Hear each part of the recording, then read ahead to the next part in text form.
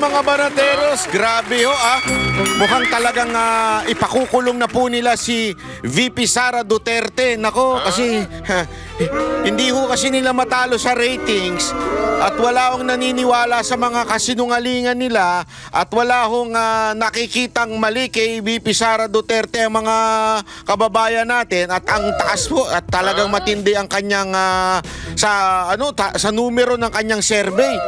Mukhang susunod na talagang pangulo at nakikita naman po natin yan sa galawan ng mga ilang mga kalaban, kaalyado. Pagkakalaban, medyo yung iba sumisip-sip na ngayon kay VP Sara Duterte. Yung iba naman talagang desperado nang siraan si VP Sara Duterte.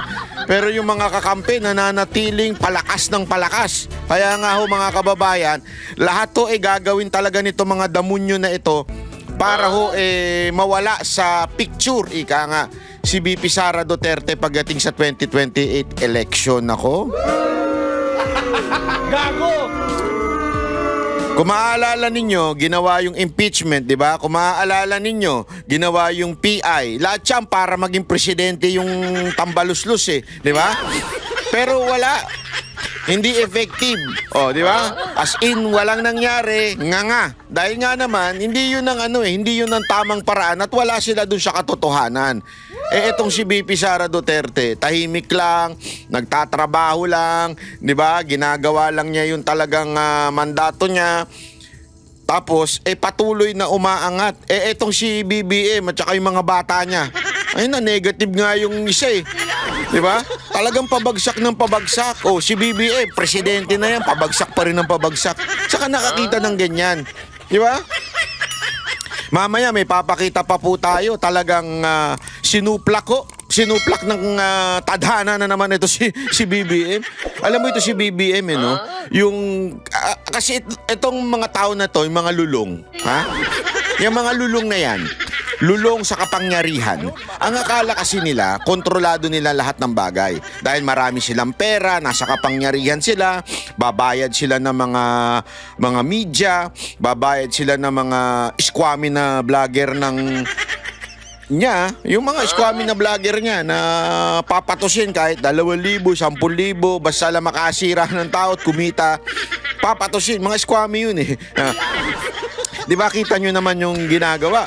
Tapos at the same time, yung mga kaalyado sa politika, lalo na sa kamara, ay talagang todo-todo panggigipit, paninira kay VP Sara Duterte. Kitang-kita nyo yung galawan na yun di ba? Lahat na aspekto ng gobyerno ginagamit para lang talaga masiraan ng kalaban. Pero alam nyo, dahil sa ganyan, siya yung nasisira. Siya yung, alam mo yun, yung halimbawa na nga lang yung ghost flood control. Remember, bago naman lumabas yung lintik na ghost flood control na yan, sino ba unang nagyabang? Di ba si Marcos? Sabi niya 5,500 na flood control. Palakpakan na may mga tarantado, di ba? Yung mga congressman, mga gunggong no? Alam naman nilang ghost flood control, pero palakpakan pa rin sila. Tangina, inuuto nila si Marcos, no? Muntakin mo ganun nila ginagago yung presidente. Kasi deep inside them, alam nilang wala yung flood control na yun. Alam nilang ghost yun. Diba? Pero palakpak pa rin ng mga gago. Tanga-tanga ng presidente to. Ganun siguro nasa isip ng mga gago na yun. Muntakin mo. Tapos yung susunod na zona, mahiya naman kayo. Tangin na palakpak pa rin. Hindi niya talaga alam kung sino may kasalanan. Gago di ba? Ang lupit ni Marcos nung time na yon. Ano nangyari kasi after the 5,500 announcement, kinabukasan, binaha, di ba? Sunod-sunod yung baha na nangyari sa Pilipinas. To the point kahit yung mga dating hindi na binabaha, ay binabaha na. At the same time, umambun lang, baha na. Ganong katindi, lumala. Ika nga, lumala. As in, siguro sa aking tansya, hindi lang 3 times worse than before. Di ba? Yung tindi ng baha. Grabe po. Yun ang nangyari. Nung sinabi naman niyang mahiya kayo, nagbuo siya ng ICI. Wala rin nangyari. Mukha rin tanga. Bakit? Mismong mga membro nagre-resign. Mo? Alam mo yon, kahit anong power mo, kahit anong dami mong pera, tadhana na yung nagagalit sa'yo eh. Tayo na, huwag mong ginagago yung tao. Mantakin mo may utang sa mga membro. Yung sabihin, yung mga commissioner doon sa ICI, walang kapangyarihan, walang naniniwala. Kaya ngayon, medyo kumakabig sila, mga kababayan. Kumakabig sila. Pansinin niyo yung eksena, ha? Kumakabig sila. Gumagamit sila ng mga ibang diversion. Halimbawa na yan, ay itong ombudsman at saka DOJ. Ginagamit nila yan para kasuhan yung mga kalaban, mga prominenteng kalaban. Tatadtarin nila yan eh. Tatadtarin nila lahat ng kalaban kasuhan. Lahat ng big time. Ibig sabihin ng big time, kilala. Halimbawa nga dyan, sila Senator Bong Revilla, o di ba? Si VP Sara Duterte. Kakasuhan nila ng kakasuhan yan para si Bato, para talaga mapokus yung ano ng tao doon. Plunder, tinan mo ngayon, plunder case ikakaso kay VP Sara Duterte. Aside from yung focus ng tao mapunta doon, ang talagang gusto nila mangyari, ma-disqualify siya. Remember, hawak ng ombudsman yan. Sino ba yung ombudsman? The ombudsman was appointed because of the principle of Bendalo. Literally, Bendalo. Bakit? Tandaan ninyo, merong pending case si Remulla bago siya na-appoint as ombudsman, which is bawal na bawal yun. Tapos ang daming conflict of interest. Alam naman po natin ng pamilya Remulla. Kaya talagang, alam mo, kahit baliin nila, i-bend nila, yung law, maloloko talaga sila. Magkakaloko-loko sila. Bakit? Kasi if you can bend the law here on earth, you cannot in heaven. Tandaan niyo yan. Sabi nga, di ba, alam niyo yung sa ano, ito, malinaw ho ito. Ito yung life lesson. Hindi lamang po sa gobyerno, pati sa buhay natin. Naalala niyo yung the Lord's Prayer? Di ba meron nakalagay doon na Thy kingdom come, Thy will be done on earth as it is in heaven. Anong ibig sabihin po nun? Malalim po yun. Hindi lang po yun ay isang panalangin na minemorize natin nung bata natin tas sinasabi natin pag natatakot tayo o whatsoever. Yun po ay sinasabing may prinsipyo ang lupa at ang langit. Kaya nga, Panginoon, ang gusto ko mangyari, yung iyong kaharian, yung iyong will, ang mangyari sa lupa, hindi lang dyan sa langit. Yun yung hinihingi mo pag nananalangin ka. Dapat pati yung kagustuhan mo dito sa lupa ay mangyari. Ano ibig sabihin? Simpleng-simple. You can bend all the law in the land. You can do anything in the land. Siyempre, pag may pera ka, kaya mong lusutan yan. But you cannot bend the law of God. Ano yun? Pag ikaw nandihado ng kapwa, may balik sa'yo yan.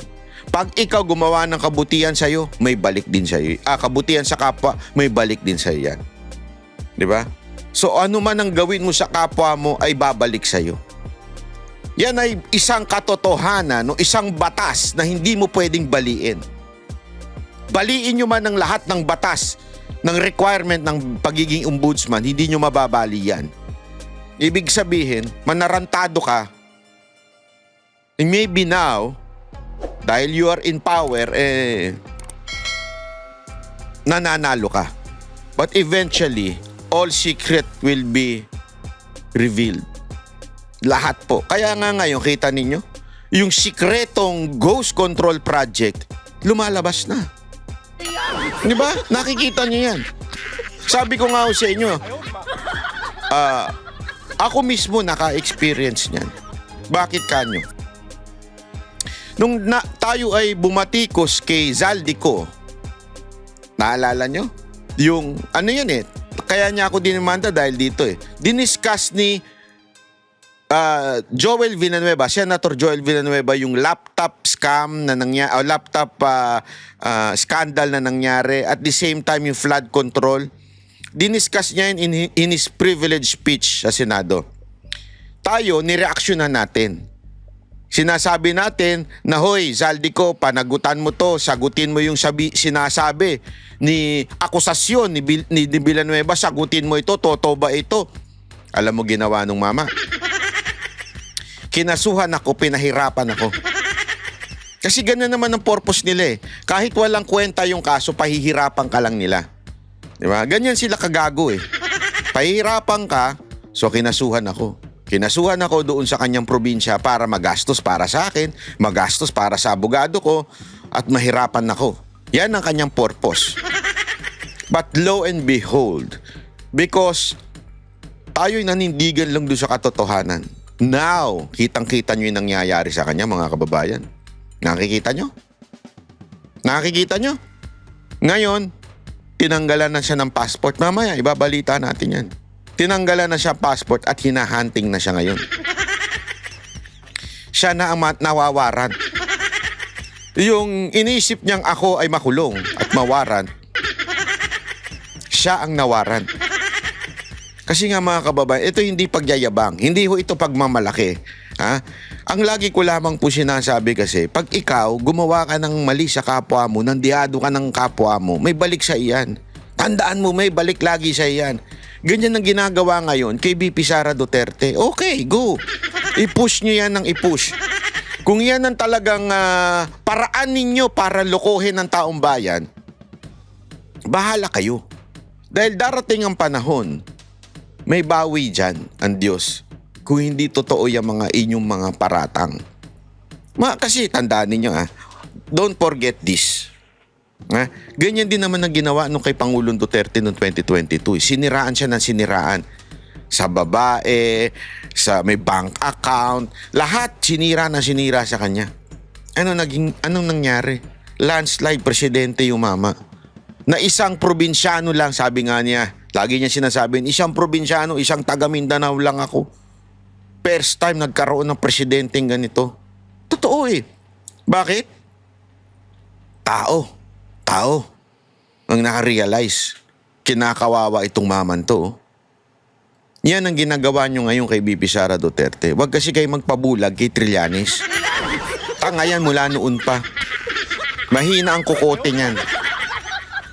Hindi wala akong biro. Mahina po ang kukote niyan. Kaya wag ho kayo nagpapaniwala ho dyan. Eto panoorin nyo. Siya ho may pakana nitong, may pakana. Siya ho na naman yung sinasabi niya may plunder eh. Ito. Pasok. May magsasampa raw ng kasong plunder kay Vice President Sara Duterte ngayong linggo. Ayon po yan sa dating senador at kilalang kritiko ng mga Duterte na si Antonio Trillanes. Sa programang Sa Totoo Lang ng 1PH, sinabi ni Trillanes na magbubula raw sa mga miyembro ng simbahan at civil society groups ang naturang kaso. Dahil daw ito sa maanomalya umanong confidential funds ng bise at iba pang issue sa opisina ng Office of the Vice President. Sinabi rin ni Trillanes, posibleng mabunyag ngayong linggo ang mga nakaw o banong yaman ni VP Sara.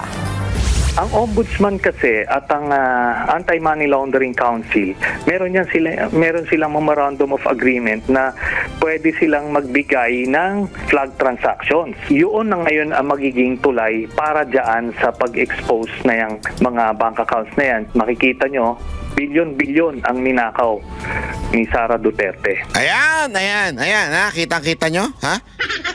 Bilyon-bilyon ang ninakaw ni Sara Duterte. Ito, yung taong laging galit sa mga Duterte dahil alam naman po natin na siya ay, sabi nga ni Pangulong Duterte, tinanggihan nung siya ay nag-a-apply bilang Vice President niya nung 2016 election. So sa madaling bitter na bitter to. At ang gustong palabasin nito ay yung siya yung nagre-reveal ng mga corruption. Pero, never nagsalita ito ng flood control project. Wala ho ito. Naglaho siya. Doon sa issue ng flood control project, naglaho siya. Kung talagang concern siya sa bilyong-bilyong corruption, bakit hindi siya nagsalita doon? Doon, hindi lang bilyon, trilyon nga, sabi nung isang commissioner ng ICI. Trilyon nga yun, ninakaw doon Dito, bilyon-bilyon pero concern na concern siya. ganyan no si Trillanes. At alam naman po natin, si Trillanes din ang naglabas noong BPI account di umano ni Pangulong Duterte na eventually napatunayan ng abogado ni Pangulong Duterte na si Sal Panelo na peke yung mga account na yon, di ba? At ang akala niya, maniniwala ang tao kasi alam nyo ginawa niya, last minute niya. Last 2 minutes actually, doon nataranta ang campaign team ni Pangulong Duterte kasi last 2 minutes, nagpakalat ng fake news si Trillanes. Ito talagang operator ng fake news eh. Nagpakalat po siya ng fake news. Sabi niya, ganito. Wala nang time para sumagot. Buti na lang nakausap ni Sal Panelo ang BPI. Kasi yun yung BPI account eh.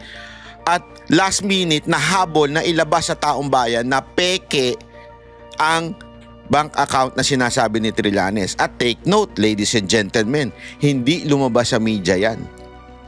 Buti na lang nandun ang SMNI noon at ang naglabas niyan, yung SMNI. At the same time, nasa social media, so kumalat sa social media. Ganong kalupit po yun. Munti ka nilang manipulahin lahat ng katotohanan and yet lumabas pa rin. Kaya nga sinasabi ko nga sa inyo, ito na namang style ni Trillanes. Ayaw niya pang sabihin na siya. Ang sinasabi niya yung keso mga church people daw ang magsasampa ng plunder. Bakit ba? Ano bang meron dito sa plunder? Kasi pag ito nahatulan na guilty ng Sandigang Bayan o yung korte na didinig sa kaso na to, ay maaari pong sabihin nila na hindi na pwedeng tumakbo si Vice President. Matatanggal siya sa posisyon at ewan ko kung matatanggal siya sa posisyon na kasi ang alam ko impeachment lang makakatanggal sa kanya. Pero yung guilty na maaring hindi na po siya makakatakbo bilang Vice President kung sakasakali. Pero alam niyo, hindi naman po atat na atat si VP Sara Duterte. May balita nga kami. Ayaw niya talagang tumakbo ng 2028. Sabi niya, tatapusin na lang niya talaga yung term niya, tas ayaw niya. Alam naman po natin si VP Sara Duterte, pagka nagsalita yan, hindi yan yung buladas eh. Pag sinabi niya, sinabi niya. Pero alam mo, I think, destiny is destiny. Kasi hindi naman negosyante yan o kung ano man eh. So doon lang po yan sa gobyerno. Mga kapatid, Ruth Cabalco para sa So ayun po, yun po yung balita na kakasuhan si VP Sara Duterte. Nako, grabe, no? Ang lupit talaga. Alam nyo kung bakit nilabas yan ngayon? Hindi, alam nyo kung bakit nilabas yan. Kasi may bagong balita ngayong araw na ito na hindi lumabas sa ibang malalaking channel. Ito po, pakita ko sa inyo. Ito. Samantala, tumaas sa higit 2 milyon ang bilang ng mga Pilipinong walang trabaho o kabuhayan noong Oktubre 2025. Ito ay batay sa pinakabagong labor force. Grabe 1.9, 2. Naku, pataas ng pataas talaga Naku po. Hayop yan Survey ng Philippine Statistics Authority o PSA. Ayon kay PSA Chief at National Statistician Claire Dennis Mapa, na umabot sa 2.54 million ang bilang ng mga Bukas si Santi ka na animal ka, ba't mo nilabas? Sasabihin ng Malacanang. May tatawag sa'yo, hello? Bakit mo nilabas yan? Sino may nagsabi sa'yong ilabas mo yung statistic na yan? Lloyd na edad 15 taong gulang pataas. Mas mataas ito kumpara sa 1.96 million noong September 2025 at gayon din sa 1.97 million noong October 2024. Anya mula sa kabuang 51.16 milyong lumahok sa labor force na aktibong naghahanap ng trabaho, ang naturang bilang ng mga walang trabaho ay katumbas ng 5% unemployment rate. Grabe, no? Grabe. Ang tindi nito. Ito ay mas mataas sa 3.8% na naitala noong September 2025. Nagpapatuloy ang pagsusuri ng PSA sa kalagayan ng employment situation sa bansa upang matukoy ang mga sektor na may pinakamalaking pagbaba sa trabaho at mga maaaring pagkunan ng recovery sa mga susunod na buwan. Alam nyo mga kababayan, ha? Ito po ay matindi. Matindi po ito dahil alam nyo, sabi nga nung iba kasi meron akong isang empleyado. Oh, walang biro ito. Nanakawan. Ayun, na-snatch ng kwintas. Tapos, meron pa ako isang kaibigan, ganun din. Nanakawan naman ng bag. Sabi nga nung isa kong kaibigang uniform personnel, sabi niya, dahil ito sa magpapasko, tapos marami rin talaga ngayong walang trabaho. Saan pa ba pupunta yung mga walang trabaho na yan, di ba? Saan pa ba pupunta yung walang trabaho na yan? Kasi, anong gagawin yan? Naalala ko nga, meron akong isang dati pa matagal na ito, naging empleyado. Sabi niya, galing sa masamang bisyo, tapos nagbago na. So, nung nagbago siya, sabi ko, hinire ko siya. Ang sagot niya, kasi easy money. Easy money daw yung ganong klaseng trabaho, yung pagtutulak. Ngayon pa naman, sir, sabi niya sa akin, napakahirap maghanap ng trabaho ngayon. Dahil talagang wala ka talaga makukuha. Ang taas pa ng requirement. Napag-alaman ko sa mga fast food, kailangan daw college degree ka pa. PhD pa ata. Hindi, college degree lang. Graduate? Hindi, ito totoo lang ha.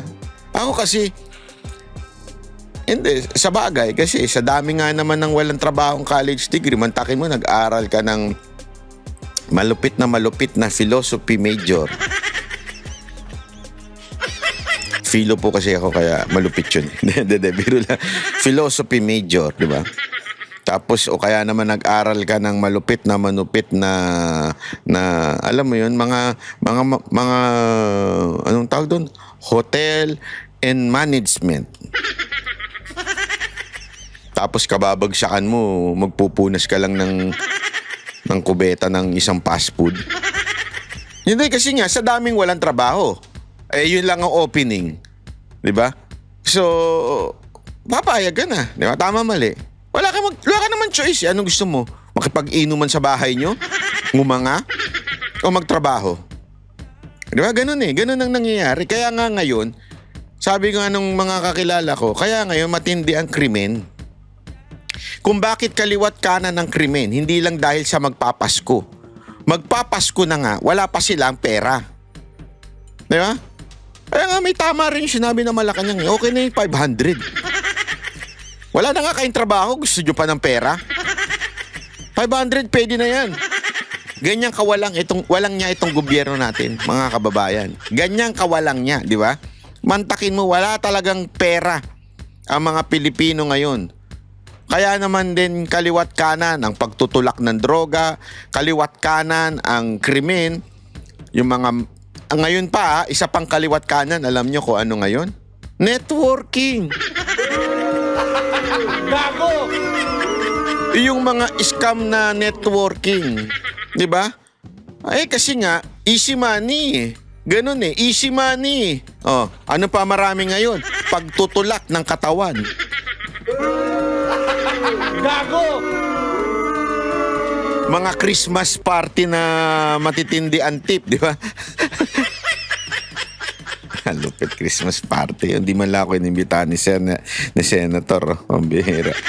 Sana man lang na-meet ko yung mga friendship doon. Ano? Sen, next time naman, invite mo naman ako sa Christmas party mo. Grabe ka, ha? Pero okay lang. Hindi, biro lang. Alam mo, matindi. Sabi ko nga ngayon kaya nga yung 250 na sinasabi, naku po, hindi ako naniniwala doon. Hindi, una, naniniwala akong mahilig talaga mag-imbita yun. Oo, mahilig talaga mag-imbita yun ng magagandang tanawin. Pero doon sa singil na 250, hindi ako naniniwala doon. Anong klaseng yun, no? Ginto, di ba? Nagpapataas lang ng presyo. Alam nyo kung bakit? Wala na kasing mga inchik. Gago! Yung mga Chinese pogo na customer niya, mga hindot na yan, wala na. Yung mga Koreano, nabawasan na rin. Oh, dati kasi tiba-tiba yung mga yan eh. Kaya ngayon, wala na. Kaya marami ng jobless ngayon. Kaya pumupunta na lang sa blowjobless nila ngayon. Totoo! Ang dami niyan, sobra. Diba? Kaya nga alam nyo mga kababayan, ito sinasabi natin ha, itong ginagawa ng gobyerno na ito, talagang nakakapikon. Bakit? Mantakin mo ang tindi ng problema ng bayan natin. Nagtataasan ang presyo. Tumataas ang bilang na walang trabaho. Yeah, isipin nyo yan ha. Tapos ang focus pa ng gobyerno, si VP Sara Duterte. Saan ka nakakita? Hoy Marcos, makinig ka. Makinig ka sa akin. Makinig ka sa akin, ha? Hoy Marcos. Ha? Hoy, kung ako sa'yo, ha? Kesa nasiraan mo ng siraan ng kalaban mo para tumaas ang ratings mo, alam mo gawin mo? Magtrabaho ka na maayos. Padamihin mo trabaho ng mga Pilipino. Pababain mo ang presyo ng bilihin. Magkaroon ka ng positive na alam mo yun na result sa gobyerno. Tataas ang ratings mo. Pero yung akala mong paninira ninyo sa mga kalaban nyo sa politika itataas kayo, hindi mangyayari yun. Kahit ma-disqualify nyo pa si VP Sara Duterte, hindi pa rin mangyayari na iboboto kayo ng taong bayan. Wala nang naniniwala sa'yo. Siguro mga 1% na lang ang naniniwala sa'yo. Yan ang totoo. Mga 1% na lang ang naniniwala sa pamamahala mo. Yan ang totoo. Kahit sinong itanungin mo sa karsada eh. Oh, masaya kayo ngayon? Kesa nung last administration? Ang sasagot nila, ayaw nila ngayon talaga. Gusto na nila ng pagbabago. Wala pang kakakalhating taon pa lang. Wala pang pang-4 na taon o pang-5 taon. Gusto ka na nilang isuka. Yan ang totoo. Tapos, eto pa matindi. Ha? Bobolahin mo pa yung mga tao. Bubudulin mo pa. Hindi, walang biro. Tingnan nyo kung gaano niya budulin yung mga tao ha. Nung birthday niya, ano ang kanyang Christmas birthday wish? Hey sir, maybe know po sir kung ano yung wish ninyo sa gitna ng mga isyong kinakaharap ninyo ngayon. Hindi naman nagbabago yung mga birthday wish ko mula nung simula hanggang ngayon na naging pangulo ko. Ano? Dumami ang ano?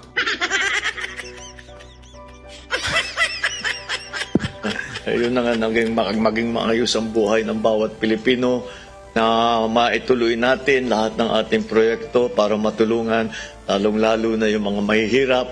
At ganun pa rin, hindi talaga nagbabago. Sana maabot natin yung aabutin natin yung aking pinapangarap na wala nang gutom na Pilipino. Yon. Gago!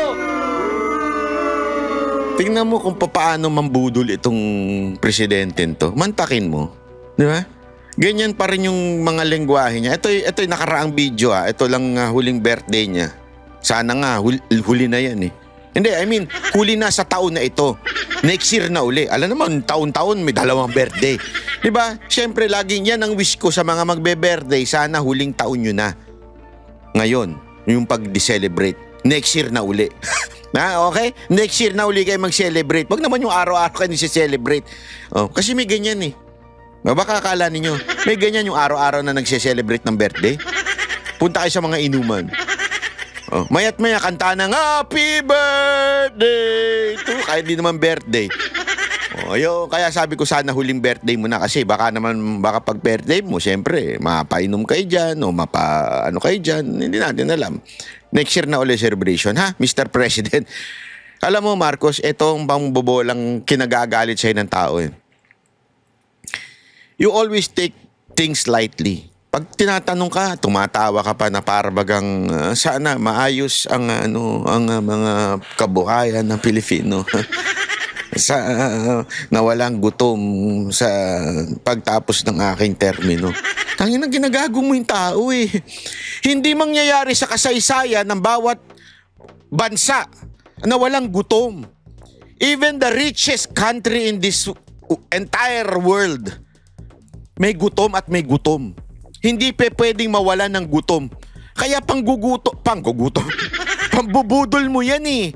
Kaya nakakabuisit eh. Alam mo yung nakakaasar na parang, ano bang tama nito? Ba't siya nagsasalita ng mga ganyang klaseng lengguwahe? Ang dami na ng problema, ang taas na ng bilihin, yung unemployment rate tumataas din, yung mga walang trabaho. Tapos magsasalita pa na sana pagtapos ng aking wala nang gutom. Alam mo yung parang, Sir, saan lupalop kayo? Saan ba kayong alapaap na naglalakad ngayon? Hi ba kayo? Hindi kasi sa totoo lang, ang tanongin niyo sarili niyo. Yan ang isang bagay na katarantaduhan. Hindi pwedeng mangyari yan kahit anong bansa. So dapat malang sana sinabi mo, ang wish ko ay kahit papaano medyo may angat-angat natin ng konti ang kabuhayan ng mga Pilipino. Mga ganun ba? Hindi yung walang gutom. Anong walang gutom? Diba? Kalokohan talaga eh. Yan po ang nakakainis sa inyo. By the way, highway ha. Meron po tayong bagong channel. Ito po yung Banat by 360. Yun. At itong channel na po na ito ay napaka-importante dahil po ay dito ilalabas natin ang lahat ng banat. Lahat po ng aspekto. Pakinggan po natin yung host. Ito ang pogi nitong host na to eh. Pakinggan po natin. Mga banateros ito bagong channel natin, Banat by 360. Dito tatalakayin natin ang pogi nito, nakakabakla Labi pa lang Shit. Lahat ng bagay, babanatan natin, i-review natin. Lahat po yan, from tech, restaurant, hotel, airline, lahat po pag-uusapan natin. Mga issue na nagte-trending, lahat po yan. Kaya nga Banat by 360, buong buo as in parang, hindi 90%, buo talaga? Budulero ito paikot yan, di ba? 360 nga eh. Ibig sabihin, lahat ng aspekto ng buhay natin pag-uusapan natin. Siyempre may banatan, pero minsan meron din namang moral lesson. Yan. Meron din tayong, buti, matuto ka. Puro ka banat animal ka. Pwedeng matututunan dito. Kaya isi-share ko sa inyo yung aking bahagyang karunungan at kaalaman. Tapos, kayo naman, magkomento rin kayo para malaman ko din kung ano yung inyong magagandang idea o life lesson ika nga sa buhay. Tayo ay maging bahagi ng isang komunidad, isang Banat by 360. Di ba? Pag-usapan natin yan dito sa channel na to. Yon, parang instance 360 lang Instant 360. Hindi, alam mo mga kababayan para naisip din natin na maglabas din ng mga sana magustuhan nyo yung channel na yan. Sana mag-subscribe po kayo dyan dahil marami po tayong ilalabas Banat by 360 channel sa YouTube. So kung pwede, subscribe na po kayo. Promise po, marami po tayong pag-uusapan dyan paghiwalay sa politika, doon na natin i-upload Dito, mga politika at saka mga alam na natin, yung mga patungkol sa bayan, doon naman sa kabila po, lahat po na andun. Okay? Lahat ng topic, pag-uusapan natin doon at the same time, lahat po ng i-review natin yung mga, alam nyo naman, di ba? Pag December, nagbabakasyon kami dyan ni Boss Dada sa Japan. Ipapaliwanag ko, ibabanat natin lahat dyan kung ano yung mga dapat ninyong puntahan at dapat ninyong hindi puntahan at mga paano kayo magbabakasyon sa Japan at kung bakit kayo magbabakasyon sa Japan. So panoorin po ninyo yan para mas maganda kung pwede, subscribe na po kayo para naman masaya. Okay? O ito, tuloy na natin dito. Ito naman si naku po, ito. Di ba naalala ninyo kahapon may kinuwento ako sa inyo about yung kay Senator Bong Revilla? Di ba binigyan ko kayo ng date? Di ba 10? Ngayong araw na ito, ay kahapon kasi upload ko, ngayong panahon na binibideo ko ito is December 10. Pero upload ko ito December 11 eh. Itong December 11, kay December 10, nagsampa ng counter affidavit si Bong Revilla sa DOJ. Diba? Dahil yan ang ibinigay na deadline sa kanila. Pero ang totoo niyan, kasado na ang warrant ni Bong Revilla. Sino nagsabi? Walang iba kung hindi si Remulla. Alam naman natin, kahit na ombudsman yan, may mga bata pa rin yan sa DOJ. Kaya talagang matindi. At may balita pa ako. May isa pang ikakaso. Sunod-sunod ang kaso kay Bong Revilla para talagang yurakan. Kasi nga, tandaan ninyo, etong kay Bong Revilla, tandaan nyo, ilagay nyo sa isip niyo yan. Ito ay laging, it's about Cavite. Cavite politics. Iisa-isahin ng lahat ng Revilla. Gustong mawala ng mga Remulla sa politika ang lahat ng Revilla sa Cavite. Para makaposisyon sila. Dahil ayaw sa kanila ng Cavite nyo eh. Sa mga Remulla, ayaw. Sabi nga doon, meron pang ang kwento doon eh. Gumawa pa ng sariling distrito diyan sa Cavite para lang may bumoto sa kanila. Dahil doon sa mga malalaking distrito diyan sa Cavite, walang may gusto sa mga Remulla. Kung hindi nga tinulungan ng Revilla ang mga Remulla sa Cavite, hindi mananalong gobernador yun, yung kapatid niyang si John Vic. Hindi mananalo yun kung hindi tinulungan ng mga Revilla. Alam nilang wala na ngayon sa gobyerno. Bad trip ang mga tao. Bad trip ang kasi ganito yan eh. Si Boying, hindi mo naalis siya ng ombudsman. Fixed term yan. Si John Vic, siyempre pagkatapos ni Marcos, kakandidato uli yan. Pero ang kwento-kwento, ang plano niyang takbuhin ay judge. Hindi pala judge. Ang plano niyang takbuhin ay Senado. Yan ang kasi isa sa mga bata ni Marcos yan. So gusto niyang tumakbong senador. So walang matitirang Remulla sa Cavite. Yung anak nila na wala namang dating daw. Walang kakwenta-kwenta. Yung isang anak hindi yung nakulong na napalaya din. Hindi yon. Mantakin mo ganun tindi talaga ng Remulla. Ang lupit. Tsaka nakakita ng ganun.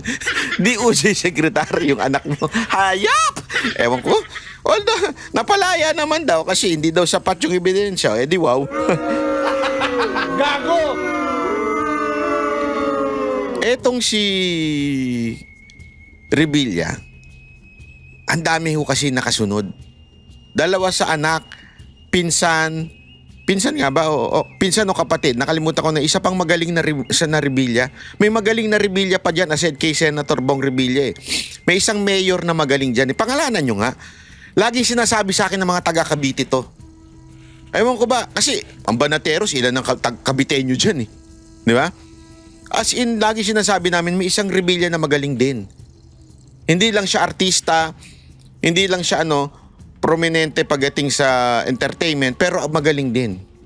Tapos yung dalawa pang anak ni Bong Revilla, nandyan din, congressman din. Tapos yung asawa pa. So talagang ang dami dyan. Pero ang balita ko, iisa-isahin yan. Tatargetin yan isa-isa. Para talaga madurog ang Revilla. Yan ang dahilan ng mga katarantaduhan na nangyayari dyan sa Cavite. Ito, panoorin nyo ito yung pag-submit ni Hindi pa rin po batid. Ay, sorry, hindi yan. Asya na yun.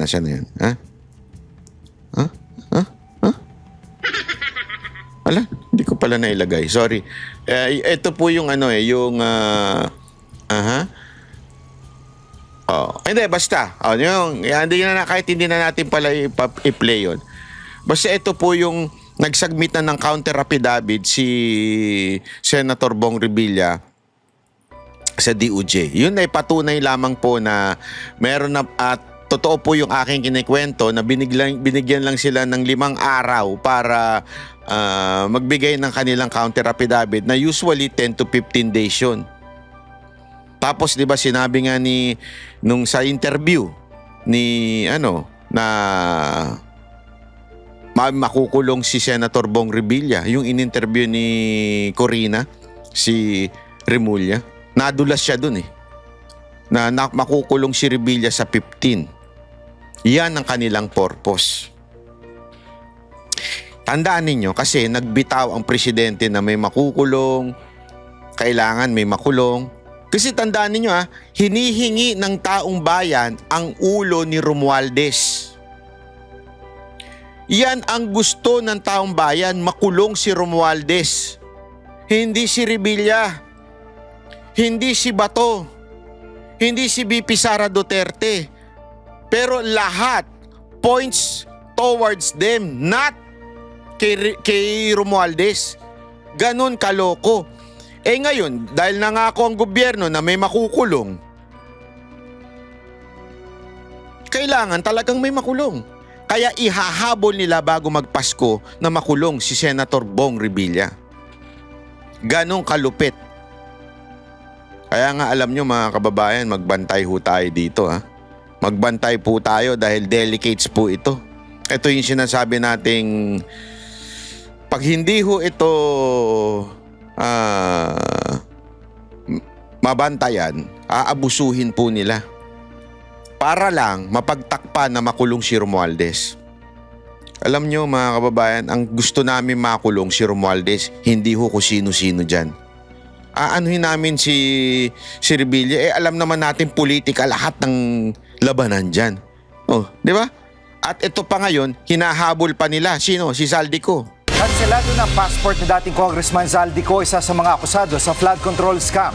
Mismong si Pangulong Bongbong Marcos ang nag-anunsyo nito. Live mula sa TV5 Media Center, nangungun sa balita si News 5 Palace correspondent Maricel Alili. Maricel, ibig bang sabihin ay mapapauwi na sa Pilipinas si Zaldico? Alam mo, Gigi, yan ang nais mangyari ng Malacanang. Maibalik na nga dito sa Pilipinas si dating Ako Bicol Party List Representative Zaldico. Pero alam naman natin na hindi ganyang kadali yan dahil kailangan pang makipag-coordinate ng ating bansa sa Interpol nang sa gayon makapag-issue ng red notice at makatulong para maibalik dito sa Pilipinas ang dating kongresista. Pwede rin siyang mapadeport kung makita na meron siya mga violations doon sa mga immigration law. Pero kung matatandaan natin, Gigi, just a few days ago, nagsagawa rin ng press briefing si Interior Secretary John Vic Remulla doon din sa Malacanang. At doon niya sinabi yung posibilidad na baka nga hawak na ni Zaldico yung Portuguese passport, baka nga roughly around 7 years. Hawak na raw niya yan, di natin alam. Pero ang sabi nga dyan ni Secretary Remulla, kung matatandaan natin, pwede naman daw na makipag-coordinate din ang Philippine government sa Portugal nang sa gayon makatulong din sila na maibalik dito sa Pilipinas ang nasabing mambabatas. Wala tayong extradition treaty dyan sa Portugal. Pero umaasa ang DILG na mangyari yan yung nangyari doon sa Timor-Leste. Kung matatandaan kasi natin, si dating ano ba yan? Ba't Congressman... ganyan ka magsalita? Reporter ka, anong Leste? Ikaw naman banat pa, masyado ka naman. Ni Teves, nakipag-ugnayan lang yung Philippine government sa Timor-Leste nang sa gayon ay matukoy kung nasaan siya. At bagamat wala rin tayong extradition treaty dun sa nasabing bansa, nakatulong din naman yung coordination para matukoy yung kinaroroonan ni Arnie Teves. So ito rin yung inaasahan na mangyari ng Pilipinas sa Portugal just in case nga na naririyan pa rin si Zaldico. Doon sa video message ni Pangulong Bongbong Marcos kanina kung saan sinabi niya na kanselado na nga ang pasaporte ni Zaldico, kasunod niyan ay yung direktiba niya sa Department of Foreign Affairs at sa Philippine National Police na makipag-coordinate na sa mga embassy sa iba't ibang bansa para masiguro na makatulong itong mga embahadang ito, matukoy ang mismong lokasyon ni Zaldico at maibalik siya dito sa Pilipinas. Pakinggan natin yung bahagi ng pahayag ni Pangulong Bongbong Marcos. Para tiyakin na hindi maaring magtago itong ating hinahabol na magtago doon sa kanilang bansa at kung sakali Ang gulo-gulo, no? Grabe magsalita to, no? Ba't ganyan ka magsalita? Para kang may tinira. Akin yan. Ay siya'y pupunta ron, ay i-report sa atin para naman ay maibalik natin siya dito sa Pilipinas. Pero Jiggy, doon sa text message kanina sa atin ng abogado nitong si Zaldico, sinasabi niya na wala pa siyang impormasyon tungkol dito sa tinukoy ng Pangulo na cancellation ng passport ng kanyang kliyente dahil yung pinakahuli daw niya na nalaan ay hinihingan siya ng pag-response doon sa motion for cancellation na isinampa laban kay Zaldico at 5 days nga daw yung ibinigay para sa kanya mag-reply. Jiggy. At Maricel, sa ibang usapin, may balibalitang magkakarigodon ulit sa gabinete. Gaano katotoo ito?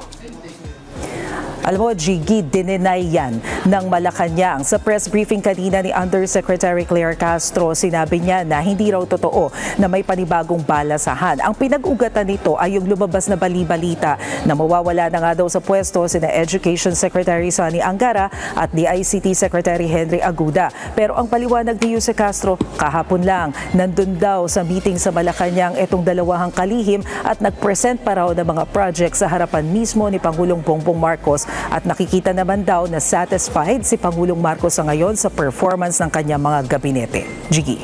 At Maricel, isa sa mga priority bills na sinusulong ng Pangulo ay ang anti-dynasty bill. Bakit tila nagbago pananaw ng Pangulo tungkol sa mga political dynasties? Tama ka, Jiggy, mukha nga may pagbabago kasi kung babalikan natin yung panayam natin sa programang Sa Totoo Lang, noong taong 2022 kung saan presidential aspirant pa lamang si PBBM, tinanong natin kung ano ba yung tingin niya dito sa dynasty sa Pilipinas at sinabi niya na pwede namang solusyonan ito sa pamamagitan ng isang halalan. Balikan lang natin yung bahaging ito ng panayam natin sa STL. Budulero, no? Di ba? Oh, iba yung sinasabi noon, iba yung sinasabi ngayon. Ganyan talaga yan eh. Political dynasty, should it be declared as illegal? Well, first you have to define what a political dynasty is and why. Are you going to create, why are you going to, is there a good reason behind making it illegal? If there's a good reason and the people vote for that, then what will you do? Yun ang gusto ng tao. Why will you make them illegal? We have a very good anti-dynasty rule. It's called an election. Pero ngayon, Jiggy, iba na kasi yung senaryo. Ang paliwanag ni Jose Castro, nagkakaroon na kasi ng pagbabago sa ating political landscape. Clearly, may mga politiko raw na umaabuso na sa sistemang ito. Kaya gusto nang ipursige ng Pangulo yung pagpasa dito sa nasabing panukala. Pakinggan natin yung sinabi ni Jose Castro.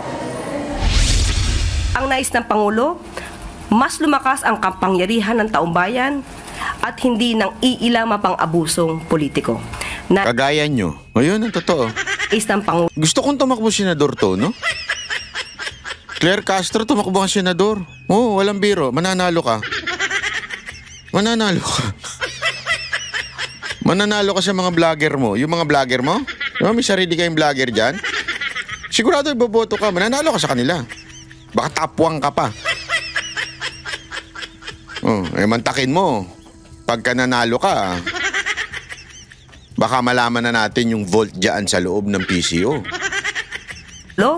Na ang taong bayan ay makapamili ng liderato ng naaayon sa merito at hindi sa apelido. Tatakot sila sa mga Duterte, no? Kaya pa bago-bago eh. Hey, style nyo bulok. Gago! Style nyo bulok, yan ang totoo. Style ninyo bulok. Akala ninyo maloloko nyo taong bayan. Hindi nyo maloloko taong bayan. Ako, sa totoo lang, matatalino na po ang taong bayan. Ha? Matatalino na po ang taong bayan. So, wag ho kayong bibitaw. At talaga nga namang, ito ay atin pong, ang tawag ito, bantayan. Kasi itong nangyayari, talagang, lahat po ito, apaka-obvious. Ang taong bayan hinihingi ang ulo ni Romualdez at ulo ni Marcos na makulong. Hindi kung sino-sino. Siyempre, kasama si Zaldico. Ako gusto ko makulong yun. Talagang gusto ko makulong yun. Gusto ko makulong yun. Kung pwede, ngayon na asap. Pero more than that, dapat si Romualdez at si Marcos makulong. Importante yun. Pag hindi makukulong yung dalawa, Wala. Kalokohan lang yung mga ginagawa ninyo sinasabi nyo. Corruption o fight against corruption. Anyway, maraming salamat po. Pero syempre, maraming salamat po. Kita-kits po ulit tayo sa susunod nating video.